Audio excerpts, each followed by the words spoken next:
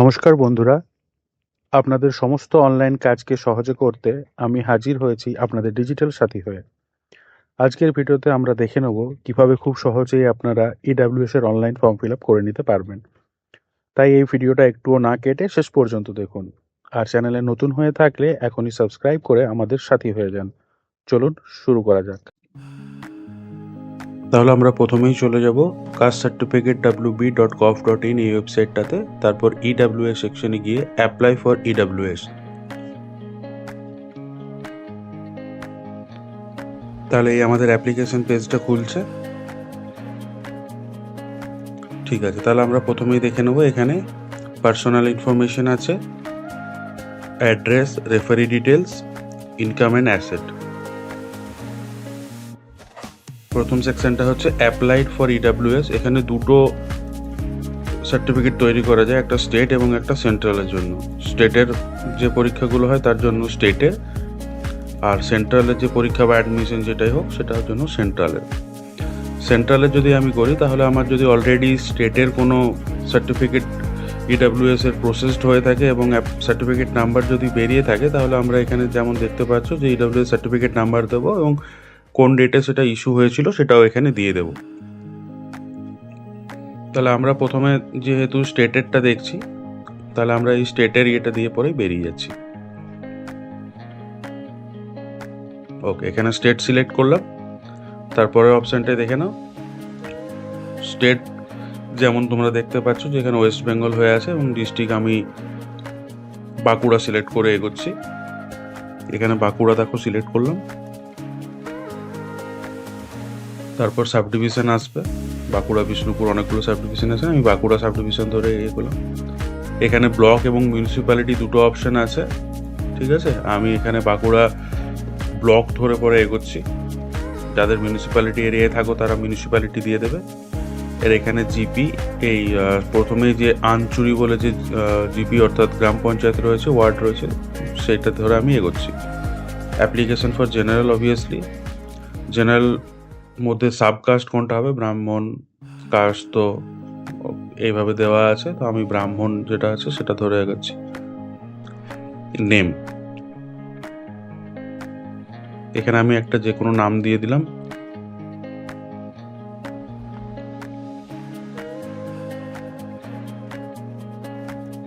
এই অরুণ রয় বলে আমি একটা নাম দিয়ে দিলাম, ইমাজিনারি। ঠিক আছে,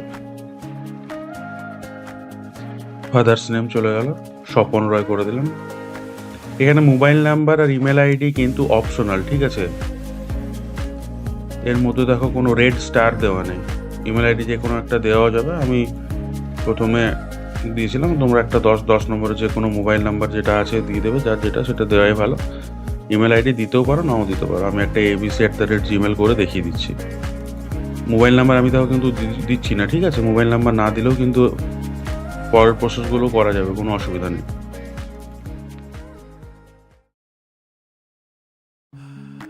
এই সেকশনটার মধ্যে আধার নাম্বার এবং খাদ্যসাথী দুটো অপশন আছে। খাদ্যসাথী মানে হচ্ছে রেশন কার্ডে। ঠিক আছে, আধার নাম্বার দিয়েও প্রসেস করা যাবে, আবার খাদ্যসাথী আমাদের কোন ক্যাটাগরি খাদ্যসাথী আছে সেটা সিলেক্ট করে সেটা দিয়েও করা যাবে। যে কোনো একটা দিতে হবে, দুটো দেওয়ার দরকার নেই কোনো। এবং দুটো ডকুমেন্টস কিন্তু বিডিও অফিসে জমাও নেবে না, যে কোনো একটারই নেবে, হয় আধার নয় খাদ্যসাথী বা রেশন কার্ড। আমি একটা রেশন কার্ডের নাম্বার দিয়ে দিলাম, যে কোনো একটা। এই দেখো এখানে খাদ্যসাথীর ক্যাটাগরিগুলোও আছে।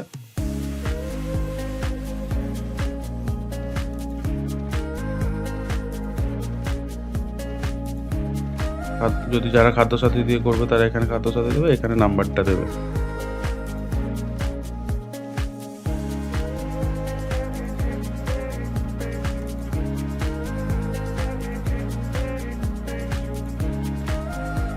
ডেট অফ বার্থ, এখানে ডেট অফ বার্থ দেওয়ার সেকশনটা আছে। ডেট অফ বার্থটা একদম ঠিক করে ভালোভাবে দেখে শুনে ভালো করে দিয়ে দেবে ডেট অফ বার্থটা। ঠিক আছে, আর place of birth, place of বার্থে দেখো অনেকগুলোই অপশান আছে। যারা মাইগ্রেটেড মানে ওয়েস্ট বেঙ্গলে মাইগ্রেটেড হয়ে এসছো তাদের জন্য অন্য স্টেটেরও অপশান আছে। আমি এখানে ডিস্ট্রিক্ট সিলেক্ট করে দিলাম। পুলিশ স্টেশন আছে, পুলিশ স্টেশন বাঁকুড়া সদর করে সিলেক্ট করে দিলাম। এবং ভিলেজ আমরা যেমন আগে প্রথমে লিস্টে থেকে আঞ্চুরি দিয়েছিলাম, সেটা আঞ্চুরি এখানে করে দিলাম। নেক্সট বাটন ক্লিক করছি। তাহলে আমাদের পার্সোনাল ইনফরমেশন হয়ে গেল। আমরা অ্যাড্রেস সেকশনে চলে এলাম। এখানে কেয়ার অফ নেমটা দিয়ে দেবো। আমার বাবার নাম যেহেতু স্বপন রায় দিয়েছিলাম, তো এটা স্বপন রায় দিয়েই আমরা করছি। পুলিশ স্টেশন চলে এসছে বাঁকুড়া। ওয়ার্ড বা জিপি, যার ক্ষেত্রে ওয়ার্ড হবে ওয়ার্ড, নাহলে গ্রাম পঞ্চায়েত। পাড়ার নামটাও সেমই হবে, যার যেটা পাড়ার নাম সেটা সেখানে সে দিয়ে দেবে। এটা পোস্ট অফিসও আমি করে দিলাম।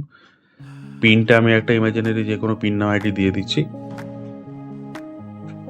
পরের সেকশনটায় দেখো যে পার্মানেন্ট অ্যাড্রেসটা কি আমার যে প্রেজেন্ট অ্যাড্রেস লিখলাম তার সাথে সেম, ম্যাক্সিমাম ক্ষেত্রে সেমই হয়।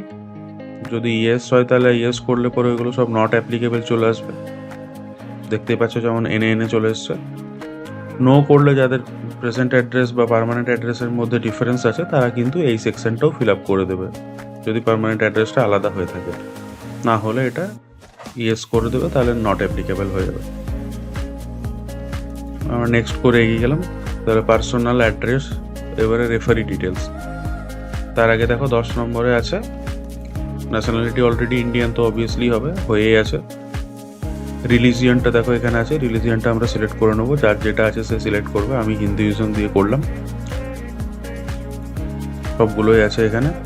ওকে, জেন্ডারে চলে এলাম, মেল দিয়ে দিলাম, সব অ্যাভেলেবেল আছে ওটা।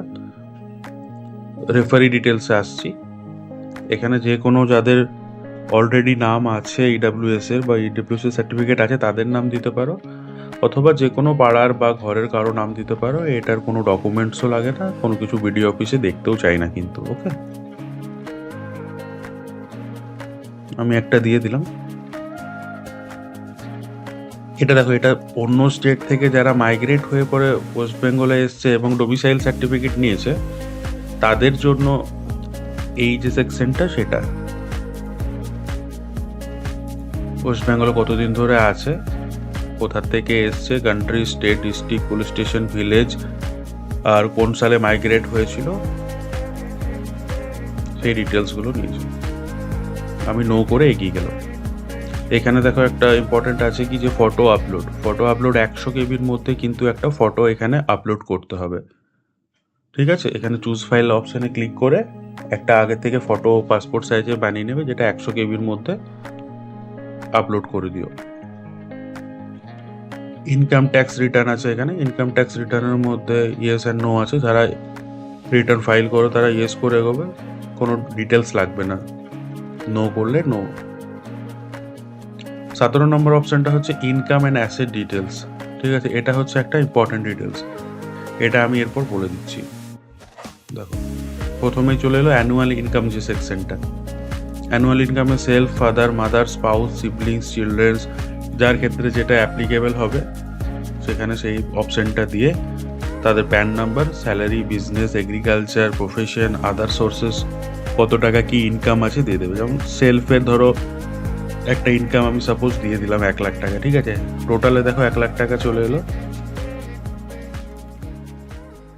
ফাদারের ক্ষেত্রেও 1 লাখ টাকা করে দিলাম, এবং স্পাউসের ক্ষেত্রেও দেখো 1 লাখ টাকা আমি এখানে কিন্তু করে দিলাম। টোটালগুলো চলে এলো, এবং সবগুলোর যে সাম সেটাও চলে এলো, যে 3 লাখ টাকা টোটাল। আর কিছু কিন্তু এখানে ক্যালকুলেশন করতে হবে না, শুধুমাত্র ইনপুটগুলো দিতে হবে, যে কার কত স্যালারি আছে এবং সেটা কোন সোর্স থেকে। ঠিক আছে, ইনকাম আছে এবং সেটা কোন সোর্স থেকে। যদি কারো সিবলিংস থাকে 18 বছরের নিচে, তাদের যদি কোনো ইনকাম থাকে সেটা দিতে হবে। চিলড্রেন যদি থাকে 18 বছরের নিচে, তাদের কোনো যদি ইনকাম থাকে সেটাও কিন্তু এখানে পরপর দিতে হবে। বেশিরভাগ ক্ষেত্রে সেলফ, স্পাউস থাকলে স্পাউস, ফাদার মাদারের ইনকামটাই কিন্তু কাজে লাগে। তাহলে অ্যানুয়াল ইনকামের সেকশনটা আমরা বের করে নিলাম। এরপরে দেখো লিস্টে কি কি আছে। ওকে, আমরা এগ্রিকালচার যেটা আছে, এগ্রিকালচারে চলে এলাম। মনে হচ্ছে চাষযোগ্য জমি। ঠিক আছে, সেলফের, ফাদার, মাদার, এইখানে যে যে অপশানগুলো আছে তাদের নামে যদি কোনো চাষযোগ্য জমি থাকে, টাইপ হচ্ছে দেখবে যে জমিগুলোতে বাইদ, কানালি এই সমস্ত ক্যাটাগরি দেওয়া থাকে, সেইগুলোকে চাষযোগ্য জমি বলে। যার যেটা আছে সেটা দিয়ে দেবে। আবার লিস্টে এলাম। লিস্ট থেকে দেখো আমরা রেসিডেন্সিয়াল ফ্ল্যাট বলে যে অপশানটা আছে সেটা চলে এলাম। এই রেসিডেন্সিয়াল ফ্ল্যাট যদি কারো থাকে তাহলে সেখানে সেটা কার নামে আছে এবং কত এরিয়া কোন লোকেশনে আছে, স্কোয়ার ফিট হিসাবে এরিয়াটা ক্যালকুলেট করে সেটা এখানে অ্যাড করতে হবে। আবার আমরা পরের লিস্টে দেখো চলে আসছি। এটা হচ্ছে রেসিডেন্সিয়াল প্লট ইন মিউনিসিপ্যালিটি। যাদের মিউনিসিপ্যাল কর্পোরেশন এরিয়ার মধ্যে যারা থাকো, তাদের যে সমস্ত ঘরের যে লোকেশন আছে সেই লোকেশন দিতে হবে এবং কত এরিয়া স্কোয়ার ইয়ার্ডসে আছে, ঠিক আছে। ফ্ল্যাটের ক্ষেত্রে কিন্তু স্কোয়ার ফিটে, এবং এই প্লটগুলোর ক্ষেত্রে রেসিডেন্সিয়াল প্লট মিউনিসিপ্যালিটি আর residential plot not in municipality দুটোর ক্ষেত্রেই কিন্তু আমরা স্কোয়ার ইয়ার্ডে ক্যালকুলেট করে এই সমস্ত তথ্যগুলো এখানে দিয়ে দেবো, ঠিক আছে। অটোমেটিক এখানে সাম হয়ে যাবে। ধরো 2-4 জনের নামে বিভিন্ন ধরনের প্লটগুলো আছে, তো সেটা আমরা কিন্তু এখানে দিয়ে দেবো। আবার নেক্সট অপশনটা দেখো, এটাই লাস্ট অপশন ইনকাম আর অ্যাসেট ডিটেলসের মধ্যে। এটা একটা asset residential plot not in municipality, মানে হচ্ছে যে গ্রাম পঞ্চায়েত এরিয়ার মধ্যে যাদের বাড়ি, সেই বাড়ির লোকেশন কোনখানে, কার নামে প্লটটা রেকর্ডেড আছে, কত পরিমাণ রেকর্ডেড আছে, এটা কিন্তু দিতে হবে। যদি নিজের নামে থাকে তাহলে নিজের নামে, নাহলে স্পাউস, ফাদার, মাদার যা আছে। এই 18 নম্বর আমরা একদম লাস্টের দিকে চলে এসেছি, যে কী কী ডকুমেন্টস আমাদের লাগবে। এই সমস্ত ডকুমেন্টসগুলো দেখো এখানে মেনশন করা আছে। এই ডকুমেন্টসগুলোতে ক্লিক করব। এখানে যে ক্যাপচা কোডটা আছে সেই ক্যাপচা কোডটা আমরা এখানে দিয়ে সাবমিট বাটনটা ক্লিক করলে কিন্তু আমাদের অ্যাপ্লিকেশনের যে প্রসেসটা সেটা কমপ্লিট হয়ে এই টাইপের লাস্টে একটা চলে আসবে, অ্যাপ্লিকেশন নাম্বার যেখানে দেওয়া থাকবে। আর এই দেখো click here for filled up application form, এইখানে ক্লিক করলে আমাদের ফর্মটা ডাউনলোড হয়ে যাবে। আমাদের ফর্মটা ডাউনলোড হয়ে পড়ে আমাদের অ্যাপ্লিকেশন নাম্বার পেয়ে গেলাম। এখানে অ্যাপ্লিকেশন ফর্ম, অ্যাকনলেজমেন্ট এবং ইনকাম অ্যাসেটের যে ডিটেলসগুলো আছে সেগুলো ক্লিক করলে কিন্তু পিডিএফ ফর্মে ডাউনলোড হয়ে যাবে। এই ফিল আপ করার পর বিডিও অফিসে জমা করব, কী কী ডকুমেন্টস লাগবে এবং টোটাল কী প্রসেসটা আছে সেটা যদি জানতে চাও অবশ্যই একটা কমেন্ট করে জানাবে। আমি তাহলে নেক্সট ভিডিওতে সেগুলো সব জানিয়ে দেবো। Thank you.